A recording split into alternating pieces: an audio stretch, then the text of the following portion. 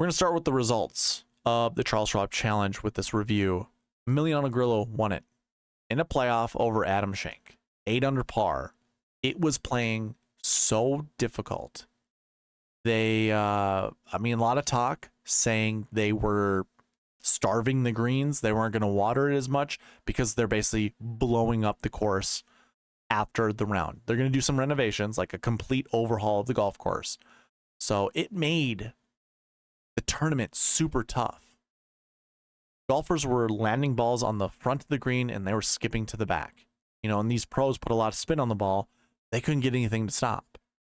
So that is why we have, the score that we do. We don't see 20 under. We don't see 15 under. We see 8 under. I thought it was pretty fun, though. I kind of like that. Some notables here inside the top 10. Scotty Scheffler. To me, it was an easy play this week. We had Ricky Fowler up there, which was kind of surprising. I'm glad he did that well, but I didn't anticipate he's at top 6, so that was good. Sam Burns, your defending champion, finished 6th. That's pretty good, especially considering he didn't play that great at the PGA Championship. To come out here and do well, same applies for Max Homa. I wasn't playing Max Homa this last week at the Charles Schwab Challenge. I did pretty well on DraftKings. I'll cover that a little bit later, but Max Homa was a guy I was not anchoring any of my lineups around. Instead, what I did was Scotty Scheffler, Justin Rose, and a lot of Emiliano Grillo. So I did pretty well. Like I said, I did pretty well. That seemed to be the best combo for me. I was kind of considering Victor Hovland, Justin Rose lineups, but when I used the optimizer, it just seemed like, I got better lineups with Scheffler and Rose starts. So that's kind of your leaderboard. Now, what I like to do in these reviews is go over the bucket system to show you how successful it was. Therefore, when I do cover the bucket system for this upcoming tournament, obviously the Memorial Tournament, you'll have more confidence in using the bucket system and the SweetSpot process as a whole. Now, in my previews, I go over projections of the buckets and the golfers inside those buckets. How many am I projecting to be inside the top 10? So this very first bucket you can see that I highlighted is the last year one bucket. Those are golfers who had a top 20 finish at the event, obviously the Charles Schwab Challenge, the year before. We had 14 golfers in that bucket this year, where we usually see 20. Now, there's a 12% success rate of all golfers in this bucket finishing inside the top 10. So not super great, but there was a 100% frequency rate. So that all goes into these projections that I have here. And I was projecting this bucket to have at least 1 to 3 golfers inside the top 10. We had 2. So right in the middle of what I projected. This column here lets me know if the projection that I had for that bucket meets how many golfers fit inside the top 10. So obviously we had 2. Now, if for whatever reason we have less or more than the projection, so if this number falls outside of the max or the min, so let's say 1 to 3 and we had like 5 golfers inside the top 10, then I go a layer deeper and see how many were in the optimal lineup.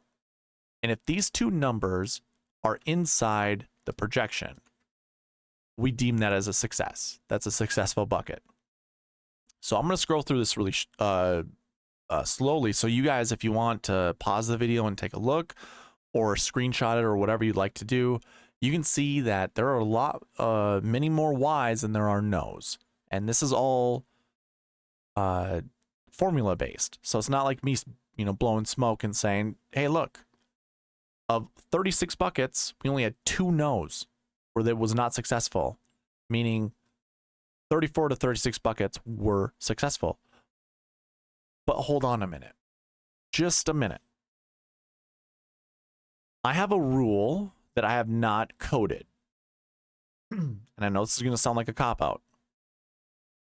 But if you follow me in the previews if you follow me in the bucket system portion of the preview videos, I say there's always a 2-point buffer. A 2-point buffer between the minimum and the maximum.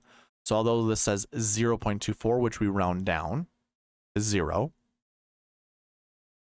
to 0.40, which we round up to 1, you know that there should be a 2-point buffer. If you follow this channel enough, you know there's a 2-point buffer. That means really this projection is 0 to 2, and we had 2 golfers inside the top 10 and 2 in the optimal lineup, meaning this bucket was successful, 100% successful. And oh, by the way, if I pull up the optimizer, I'll show you that it's in the rules, that it says 0 to 2 for salary 6s. Oh, you know what? It's not going to, because I always put it to 0 to 1. Which, yeah, no, I guess I'll eat my words on this one. I would never tell you to play more than 2 low 6K golfers. So just kidding. On the flip side, so we'll count this bucket as a no, although the rules, they do apply. It's a gray area. Let's put it that way. This other bucket up here that says no. You follow along with me in these previews once again.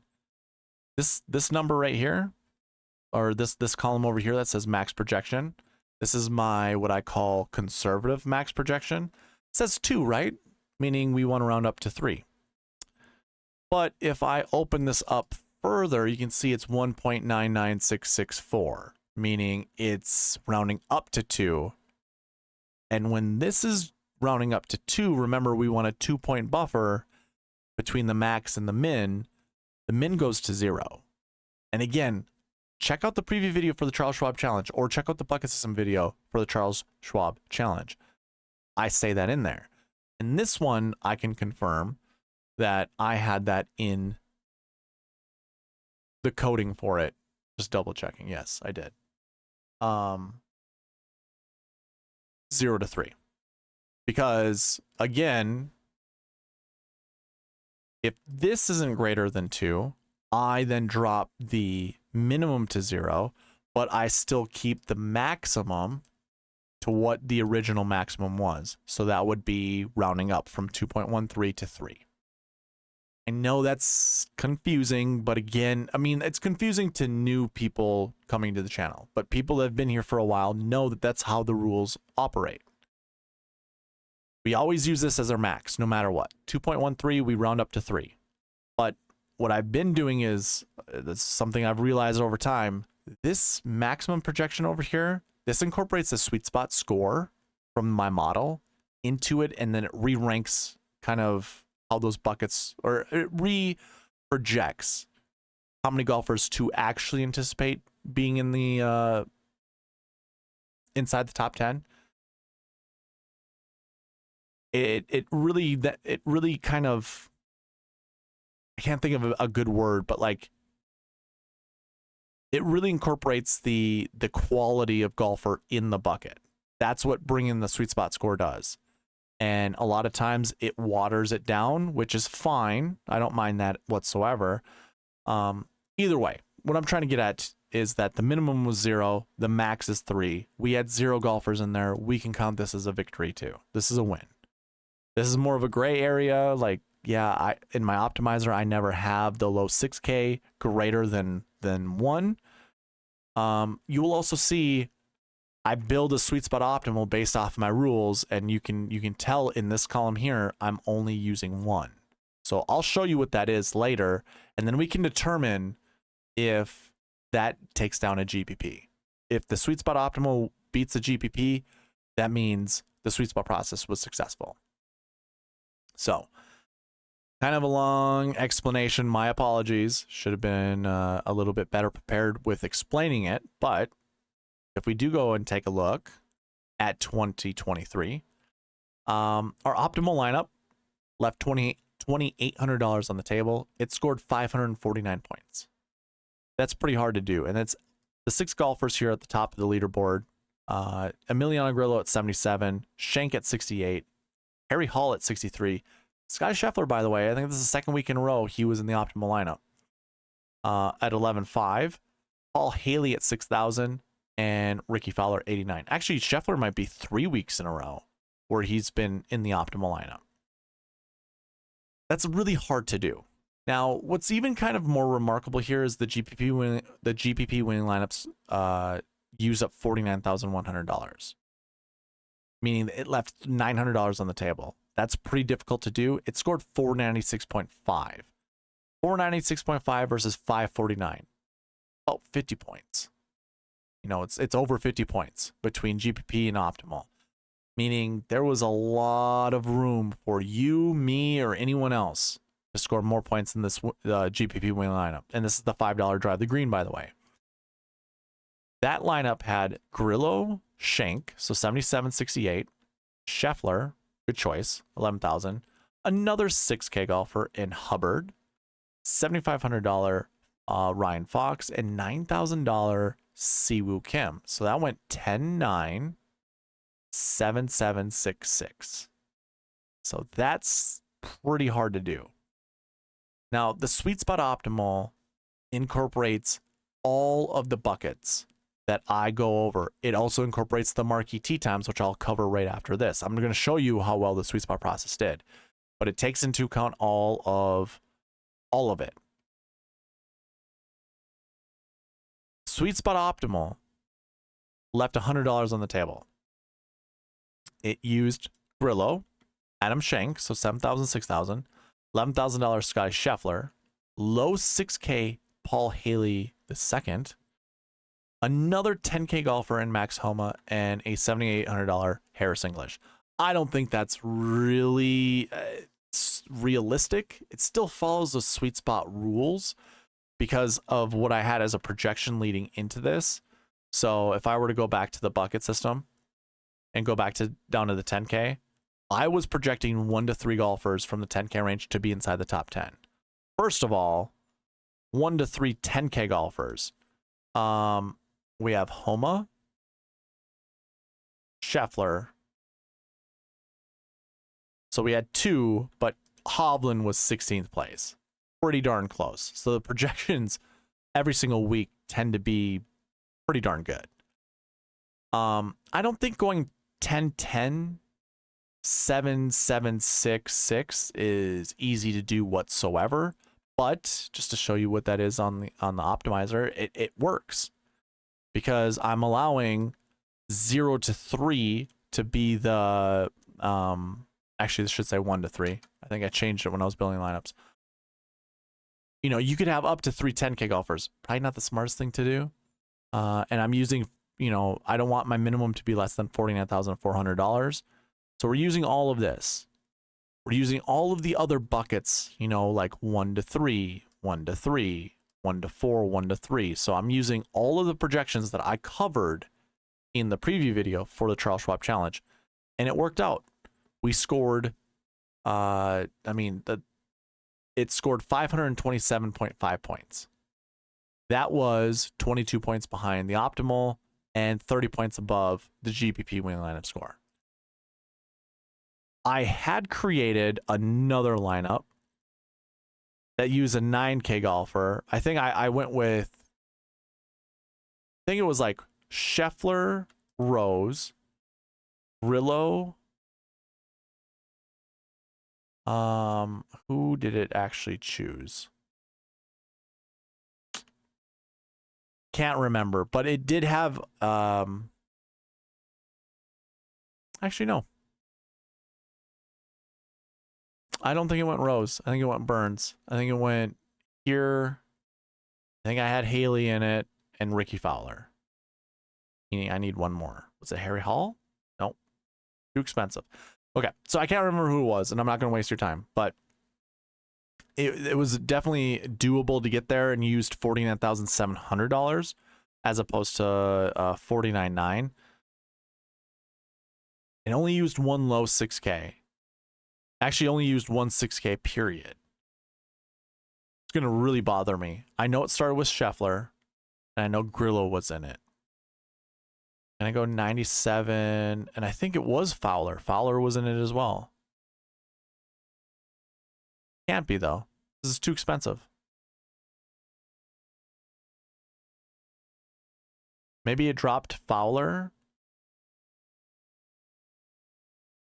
78, 79, and I want to say a $7,800 golfer. Who was it? 78 was this guy. Where's my $7,700 golfer? I wonder if it was Ryan Fox. Yeah, I think this is very close to what the lineup was, and I don't think it was Paul Haley. It was Harry Hall. Yeah, 49.7. I think this was the one.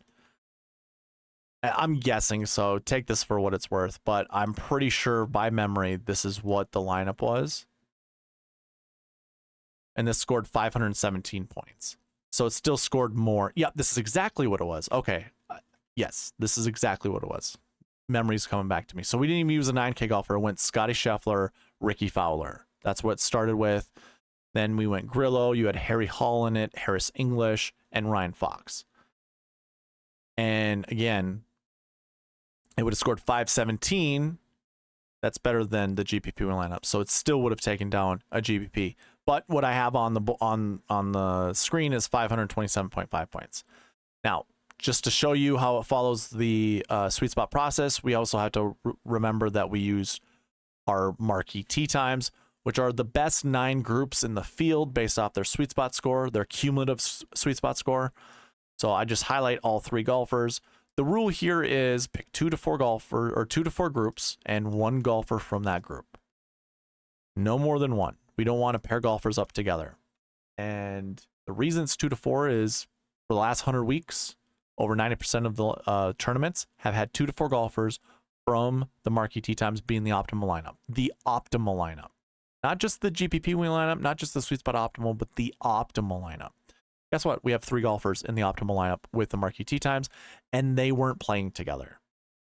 Scotty Scheffler, Ricky Fowler, Adam Schenk. So right there, 3 golfers, boom. Sweet Spot process as a whole was perfect. Now, building lineups might be a little bit more challenging. So I do the Sweet Spot optimal lineup, and that was Scotty Scheffler and Adam Schenk. But of course, if you saw what I did with the original one, or with the other one, we went Scotty Scheffler, Ricky Fowler. I don't think I see anyone else that would have been in that. Yeah, I don't see anyone else. So no matter what, the Sweet Spot process was successful. The Marquee Tee Times hit. You even had some of the GPP win lineups here, or the GPP win lineup had 2 of those golfers in it as well. I think it just makes lineup building easier. It helps give you rules in building lineups, following the Sweet Spot process with Marquee Tee Times, with the bucket system, all that good stuff. And it gets you on these golfers. Now, I put in $100. I won $180. So I get $80 back, and every single one of my lineups was built off the optimizer that I use. And again, if you're interested in that, you just got to contact me right there. SweetSpotDFS@gmail.com. Say, I'd like the optimizer for the Memorial Tournament, and I'll send it to you. I got no problem with that. You have to be subscribed, and you got to comment on the video. This one or any of the other ones, I'm probably going to ask you, if I can't already tell between your email and your YouTube handle, who you are on YouTube. So if you have like some weird NZ21212, as your YouTube handle, and your name is Chris, and you're emailing me from a Gmail account, I'm not going to be able to, do 1-for-1. So I'm probably going to ask you who you are on YouTube.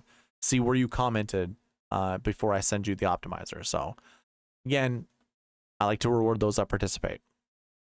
That's the end of the review, though. Sweet Spot process, 100% successful, because the Sweet Spot optimal beat the GPP win lineup. But of course, we all went over the bucket system. That was successful too.